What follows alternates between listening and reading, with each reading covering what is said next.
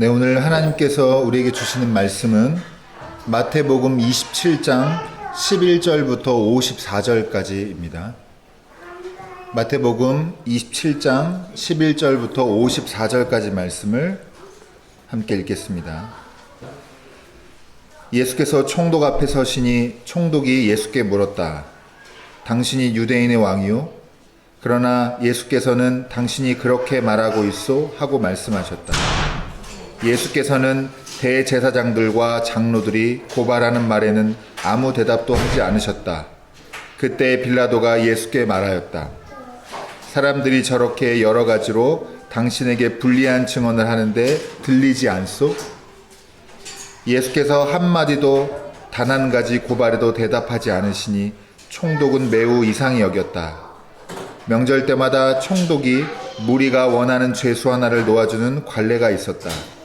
그런데 그때에 예수 바라바라고 하는 소문난 죄수가 있었다. 무리가 모였을 때에 빌라도가 그들에게 말하였다.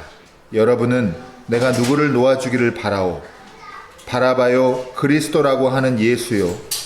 빌라도는 그들이 시기하여 예수를 넘겨주었음을 알았던 것이다. 빌라도가 재판석에 앉아있을 때에 그의 아내가 사람을 보내어 말을 전하였다. 당신은 그 옳은 사람에게 아무 관여도 하지 마세요. 지난밤 꿈에 내가 그 사람 때문에 몹시 괴로웠어요. 그러나 대제사장들과 장로들은 무리를 구슬러서 바라바를 놓아달라고 하고 예수를 죽이라고 요청하게 하였다. 총독이 그들에게 물었다.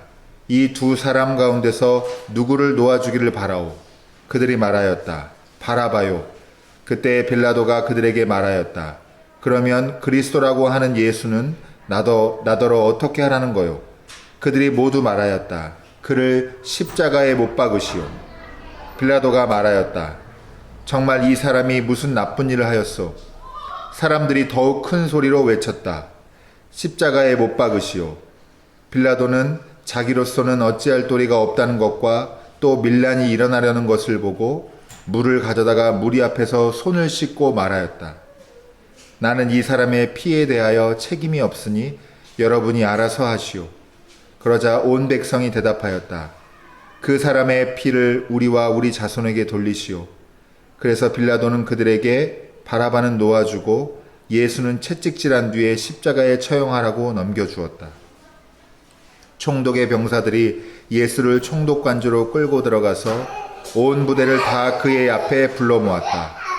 그리고 예수의 옷을 벗기고 주홍색 걸침옷을 걸치게 한 다음에 가시로 면류관을 엮어 그의 머리에 씌우고 그의 오른손에 갈대를 들게 하였다. 그리고 그분 앞에 무릎을 꿇고 유대인의 왕 만세 하고 말하면서 그를 희롱하였다. 또 그들은 그에게 침을 뱉고 갈대를 빼앗아서 머리를 쳤다. 이렇게 희롱한 다음에 그들은 주홍옷을 벗기고 그의 옷을 도로 입혔다. 그리고 십자가에 못 박으려고 그를 끌고 나갔다. 그들은 나가다가 시몬이라는 구레네 사람을 만나서 강제로 예수의 십자가를 지고 가게 하였다. 그들은 골고다 곧 해골곳이라는 곳에 이르러서 포도주에 쓸개를 타서 예수께 드려서 마시게 하였으나 그는 그 맛을 보시고는 마시려고 하지 않으셨다. 그들은 예수를 십자가에 못 박고 나서 제비를 뽑아서 그의 옷을 나누어 가졌다. 그리고 거기에 앉아서 그를 지키고 있었다. 그리고 그의 머리 위에는 이 사람은 유대인의 왕 예수다 이렇게 쓴 죄패를 붙였다. 그때 강도 두 사람이 예수와 함께 십자가에 못 박혔는데 하나는 그의 오른쪽에 하나는 그의 왼쪽에 달렸다. 지나가는 사람들이 머리를 흔들면서 예수를 모욕하여 말하였다. 성전은 허물고 사흘 만에 짓겠다던 사람아, 내가 하나님의 아들이거든 너나 구원하여라. 십자가에서 내려와 보아라. 그와 같이 대제사장들도 율법학자들과 장로들과 함께 조롱하면서 말하였다. 그가 남은 구원하였으나 자기는 구원하지 못하는가 보다. 그가 이스라엘 왕이시니 지금 십자가에서 내려오시라지. 그러면 우리가 그를 믿을 터인데. 그가 하나님을 의지하였으니 하나님이 원하시면 이제 그를 구원하시라지. 그가 말하기를 나는 하나님의 아들이다 하였으니 말이다. 함께 십자가에 달린 강도들도 마찬가지로 예수를 욕하였다. 낮 12시부터 어둠이 온 땅을 덮어서 오후 3시까지 계속되었다. 3시쯤에 예수께서 큰 소리로 부르짖어 말씀하셨다. 엘리 엘리 라마 사박다니. 그것은 나의 하나님 나의 하나님 어찌하여 나를 버리셨습니까? 라는 뜻이다. 거기에 서 있는 사람들 가운데 몇이 이 말을 듣고서 말하였다. 이 사람이 엘리야를 부르고 있다. 그러자 그들 가운데서 한 사람이 곧 달려가서 해면을 가져다가 신포도주에 적셔서 갈대에 꿰어 그에게 마시게 하였다. 그러나 다른 사람들은 어디 엘리야가 와서 그를 구하여 주나 두고 보자 하고 말하였다. 예수께서 다시 큰 소리로 외치시고 숨을 거두셨다. 그런데 보아라, 성전 휘장이 위에서 아래까지 두 폭으로 찢어졌다. 그리고 땅이 흔들리고 바위가 갈라지고 무덤이 열리고 잠자던 많은 성도의 몸이 살아났다. 그리고 그들은 예수께서 부활하신 뒤에 무덤에서 나와 거룩한 도성에 들어가서 많은 사람에게 나타났다. 백부장과 그와 함께 예수를 지키는 사람들이 지진과 여러 가지 일어난 일들을 보고 몹시 두려워하여 말하기를 참으로 이분은 하나님의 아들이셨다 하였다. 이는 하나님의 말씀입니다. 하나님 감사합니다. 네, 함께 인사하고 시작하겠습니다. 우리에게는 소망이 있습니다. 네, 오늘 사순절 6째 주일이고요. 보통은 종려주일로 지금 이 최근에 2년간은 종려주일로 지켰습니다.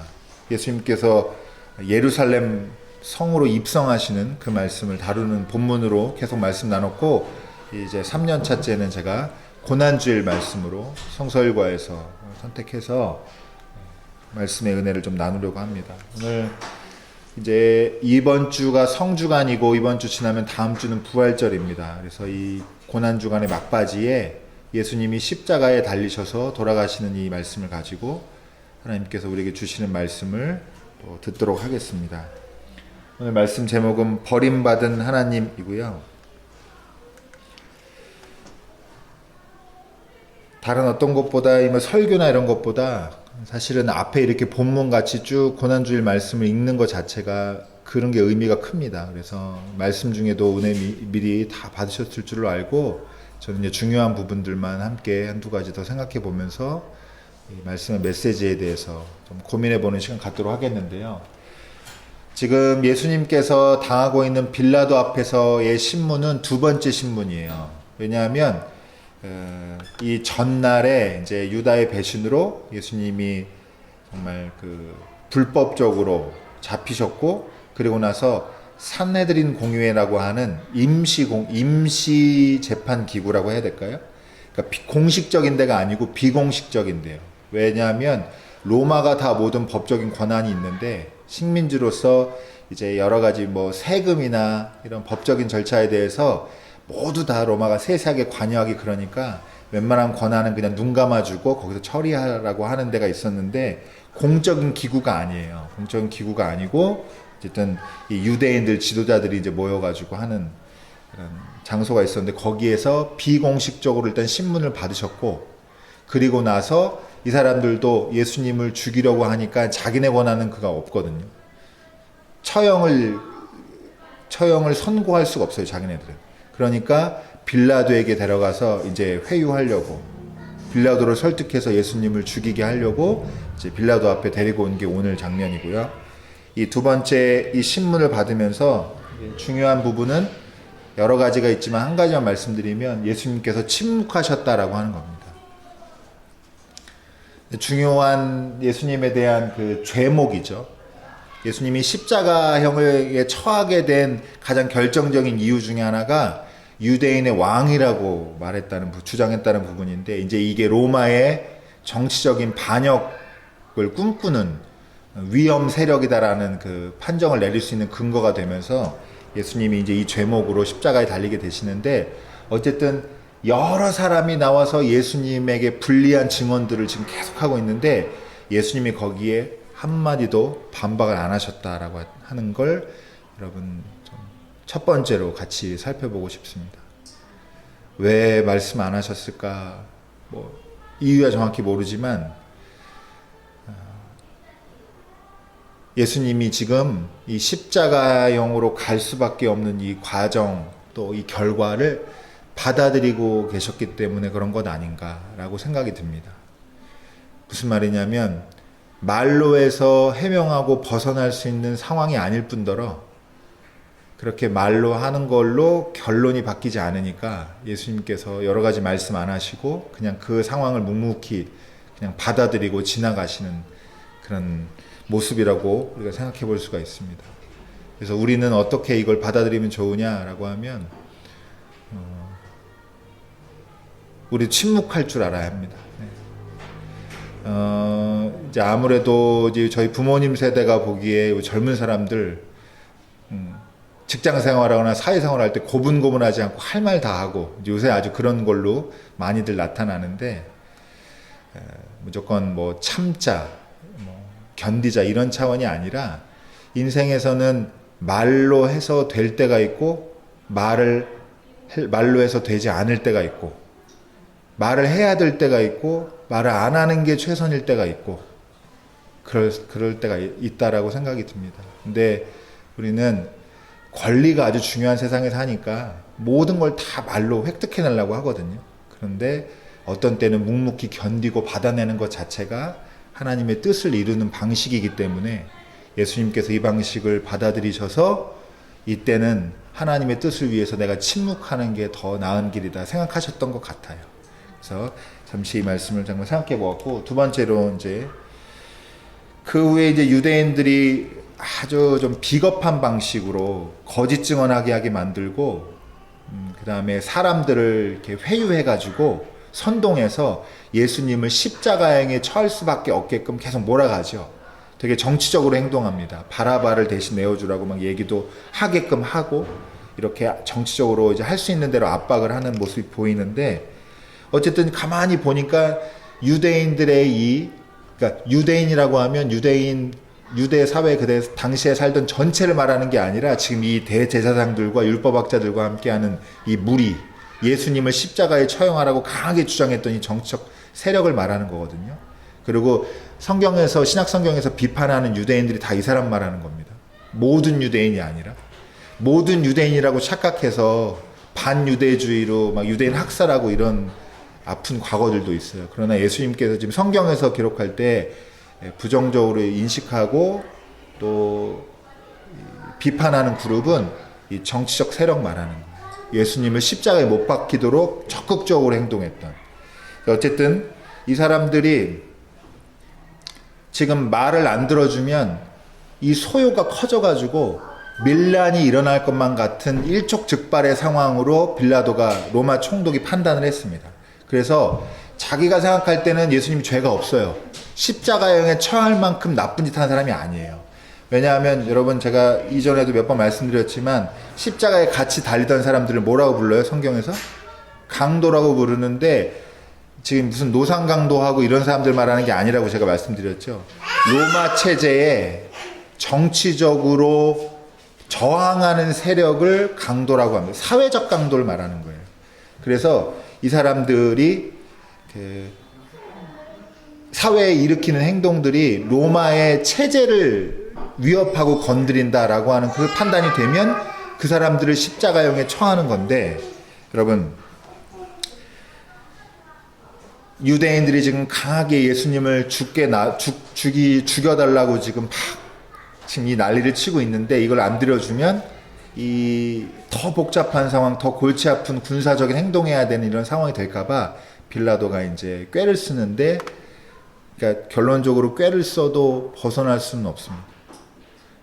물을 가져와다가 손을 씻고, 상징적인 행위죠. 나는 이 피해에 대해서, 이 사람의 피해에 대해서 책임이 없다라고 손을 씻고, 이 유대인들도 2세대 정도, 자기와 다음 세대가 이 피해에 책임을 지겠다라고, 이렇게 어떻게 보면 상징적이고 선언적으로 이렇게 얘기하면서 예수님이 이제 십자가형을 받게 됩니다. 그리고 나서 결국에는 이제 빌라도가 권한 있는 사람이기 때문에 책임에서 벗어날 수가 없어요. 여러분, 그래서 책임 맡은 사람들은 잘 기억하셔야 돼요.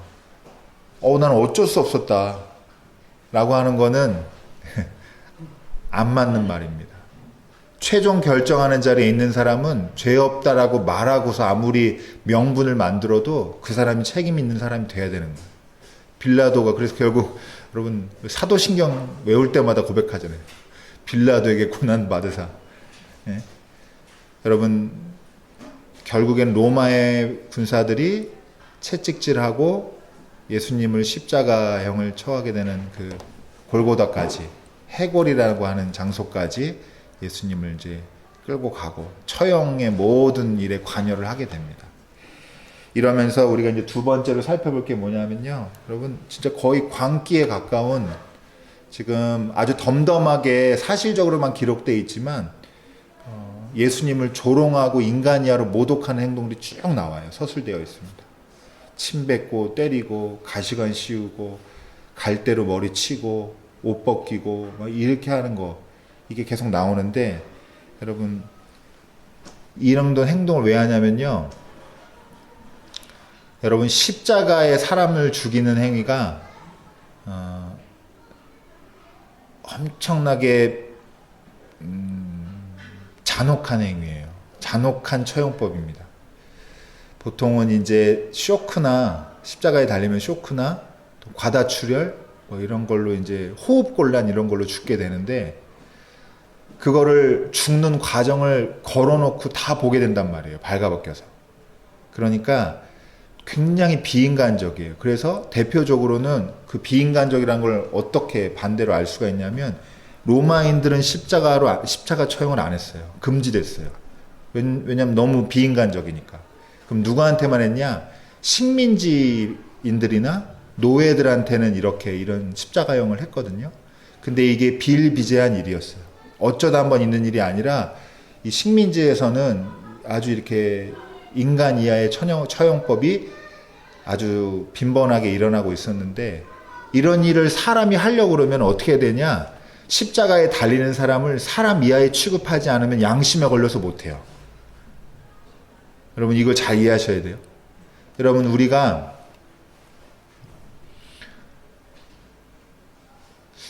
여러분 영화 내부자들이라는 영화 보셨어요? 거기 명대사가 있죠. 어차피 대중들은 뭐라 그래요? 개나 돼지여서 금방 짖다가 잠잠할 겁니다. 신경 쓰지 마십시오. 이게 아주 명대사였잖아요. 여러분 이게 무슨 말이냐면 내가 나쁜 짓을 할 사람에게는 저 사람이 인간이라고 생각하면 그 행동을 마음 편히 못한단 말이에요. 그러니까 인간 이하로 깎아내리는 일을 해야 되는데 그게 바로 이 비인간화하는 이런 행위입니다. 모욕하고 조롱하고. 여러분 러시아 아까 박수님 사님 기도도 하셨는데 기사화돼 가지고 아주 경악했던 게 있었는데 러시아 우크라이나로 출정하는 러시아군 남편에게 부인이 우크라이나 여성은 맘대로 강간도 된다고 해가지고 그런 얘기를 한 게 기사화돼서 전 세계에서 아주 경악한 적도 있고 제2차 세계대전 때 끝나고 나서 실제로 총을 쏜 군사들이 몇 프로요? 뭐 10몇 프로밖에 안 됐대요. 조사해 보니까. 근데 영화에서 보는 거랑 완전 다른 거예요. 사람 대놓고 총을 쏜다는 거는 그건 보통 정신으로는 할 수가 없는 겁니다. 그래서 2차 세계대전 후에 사람들이 연습 방법을 훈련해가지고 베트남전에는 실제로 그 총을 발사하는 군인의 퍼센트를 확 올렸대요. 그래도 살상률은 낮았습니다. 대놓고는 못 쏘는 거예요. 총은 쏴도. 여러분 그만큼 사람 대 사람으로 아무리 적이지만 죽인다고 하는 행위는 굉장히 마음에 부담감이 있는 행위인데 이런 거 여기에 따르는 죄책감을 낮추기 위해서 예수님에게 이렇게 모욕하고 인간 이하의 취급, 짐승 취급하고 벌레 취급하고 하는 이런 행동을 한다라고 하는 겁니다. 그래서 여러분 제가 왜 이런 불편한 말씀을 길게 말씀드렸냐? 여러분의 정치적인 신념, 여러분과 사고방식, 여러분의 태도와 다른 사람들을요 인간 이하로 비하하려고 하는 거는 죄 짓는 겁니다. 저 사람 아주 형편없다라고 말하는 거, 인간 이하인 것처럼 서술하려고 하는 마음, 이런 욕구가 막 들 때가 있잖아요. 거기는 싸우셔야 됩니다. 그걸 넘어가면 그 사람한테 나쁜 짓 해도 되는 게 정당화가 돼요, 마음에서. 그리고 누가 그렇게 하려고 해도 그리스도인들은 막아설 수 있는 그런 마음 가지시면 좋을 것 같습니다. 자, 마지막으로 여러분, 예수님께서 돌아가시기 직전에, 물론 다른 복음서 전체로 보면 가상칠언이라고 해서 십자가상에서 7문장을 말씀하셨다고 그러는데, 오늘 유일하게 기록된 마태복음에는 엘리 엘리 라마 사박다니라는, 이 본문은, 이 말씀은 번역하면은 내 하나님 어찌하여 나를 버리셨나이까 라고 하는 거고, 이건 어디에 있는 말씀을 암송하신 거냐 하면 시편 22편 1절 말씀이에요. 근데 여러분, 두 가지를 우리가 기억하고 마지막 결론으로 가야 되는데, 시편 22편의 첫 구절 1절 말씀을 암송하셨는데, 고대사회에서 1절을 암송하는 건 전체를 암송했다는 뜻이랑 같아요. 근데 이 시편 22편의 전체 말씀이 어떤 말씀이냐? 고난받는 사람이 절규만 하는 그런 시편이 아니고, 정말 고난 가운데도 마지막까지 하나님을 신뢰합니다라고 하는 그런 말씀이에요. 그러니까 예수님이 엘리 엘리 라마 사박다니라고 물음을 던지신 거는 신뢰를 다 잃어버렸기 때문에, 정말 버림받은 이의 절규로서가 아니라 인간적인 깊은 고뇌, 좀 하나님이시지만 참 인간이기도 하잖아요. 죽음의 아주 마지막 문턱까지 지금 왔을 때의 인간적인 고뇌와 또 두려움, 막막함, 이런 것들이 담긴 마지막으로 하나님을 붙드는 그런 외침이라고 보는 게 더 좋을 것 같습니다. 그리고 이게 중요한 건데, 예수님이 그러니까 버림받은 것과 같은 게 아니라 버림받았다라고 하는 겁니다. 실제로 하나님한테 버림받으셨어요. 하나님의 아들이 버림받으셨습니다. 마지막까지 어떤 일이 일어날 줄 믿으셨을 수도 있고 기대했을 수도 있지만, 끝내는 숨이 끊어질 때까지 아무 도움도 아무 일도 안 일어났고, 그리고 모든 십자가 주변의 사람들이 예수님을 조롱하고 비난하고 모욕하고 이런 상황이 끝내 바뀌지 않았습니다. 그리고 예수님의 제자들은 숨어서 그냥 드러내면 이제 큰일 날 것 같으니까 숨어서 잠잠히 지켜볼 뿐이었죠. 자, 여러분, 오늘 말씀 이제 마치면서 제가 고난주일에 예수님의 십자가에 돌아가신 의미가 뭔가, 이거를 이제 함께 나누고 결론으로 가겠는데요. 여러분, 제가 지난주에도 말씀드렸지만 그리스도인은 실패를 무릅쓰는 사람이 되어야 합니다. 이게 중요합니다. 이게 무슨 말이냐면, 여러분, 예수님이 십자가에 돌아가신 사건을 경험한 제자들이라고 생각해 보세요. 그 당시에. 그러면 여러분, 요새 말로는 이걸 표현하는 단어들인데 트라우마가 엄청 생겼겠죠. 네. 자기가 동고동락하면서 예수님한테 기대도 많이 했고 예수님을 정말 신뢰했는데, 새로운 세상이 올 줄 알았는데 예수님이 무기력하게 죽어가는 모습, 그리고 인간 이하에 정말 수치스럽게 죽어가는 모습을 그대로 지켜보면서 큰 트라우마를 남았을 거란 말이죠. 트라우마가. 그러니까 기반이 흔들리는 거예요. 내가 정말 신뢰하던 게 사라져버리면, 여러분, 그 지진 같은 게 무서운 거예요. 땅이 흔들리지 않아야 정상인데, 이게 흔들려버리면 이제 땅과 같은 모든 것들이 다 흔들릴 수도 있다라는 걸로 이제 생각이 전환되거든요. 이러면 의자 앉을 때도 그냥 못 앉아요. 의자 앉을 때 넘어질까봐, 의자 부셔질까봐 조심조심 앉는 분 없잖아요. 근데 이제 한 번만 의자 다리 부러진 데에 앉게 되면 그다음부터 조심하는 것처럼 모든 근본부터 뿌리부터 다 흔들리게 됩니다. 그리고 나서 이 슬픔, 이 어려움이 자기에게도 닥칠지 모른다는 이 두려움에 휩싸여가지고 굉장히 우울한 나날들을 보내게 되는데, 여러분, 이제 비약이 있지만 결론적으로 말씀드리면, 이 예수님의 제자들과 초대교회 사람들이 이 예수님의 죽음과 관련된 트라우마를 여러분 어떻게 했어요? 극복해냈습니다. 그쵸? 그래서 우리가 지금 신앙을 가지고 있는 거예요. 부활의 신앙을. 근데 여러분, 그 과정에서 예수님의 십자가 사건이 그냥 뭐라 그럴까요? 지나가는 일 정도가 아니고 정말 실패가 맞고 이 하나님이 버림받으신 게 맞아요. 맞는데 이 큰 트라우마를 남길 이 사건이 끝내 걸림돌이 아니라 돌아보고 나니까, 새로운 생명의 진실을 마주해보고 나니까, 아, 이게 구원을 위해서, 하나님 나라를 위해서 꼭 필요하고 의미 있고 정말로 귀한 생명력 있는 사건이었구나 라는 걸 어느 순간에 딱 다 트라우마를 극복하듯이 전환을 한 거예요. 그래서 여러분, 우리 눈앞에서 확 전복되지 않고 희망적인 일로 갑자기 변화되지 않더라도 우리가 당하는 모든 실패와 또 불안한 결말들, 이런 것들에 여러분 신앙 잃지 않으시기를 주님의 이름으로 축복합니다. 어떠한 어려움도 어떠한 결론도 우리를 완전히 버림받게 하지 않는다는 사실을 여러분 기억하시기를 바랍니다. 그리고 아까 김대희 입사님도 시작할 때 기도하셨는데, 여러분 지금 어려움 겪고 있다면 여러분 십자가에 달리신 예수님을 바라보시면서 어려움을 당해보신 분이 어려움을 당한 사람의 하나님이시라는 걸 여러분 기억하시기 바랍니다. 예수님이 십자가를 겪지 않으시고 승승장구하다가 하늘로 승천하셨다고 하면 여러분 사실은 길 잃어버리고 상실하고 실패하고 망가진 사람의 하나님이 되실 수가 없습니다. 그런데 예수님이 버림받아 보셨기 때문에 인생에서 버림받아 본 사람의 하나님이 되실 수 있습니다.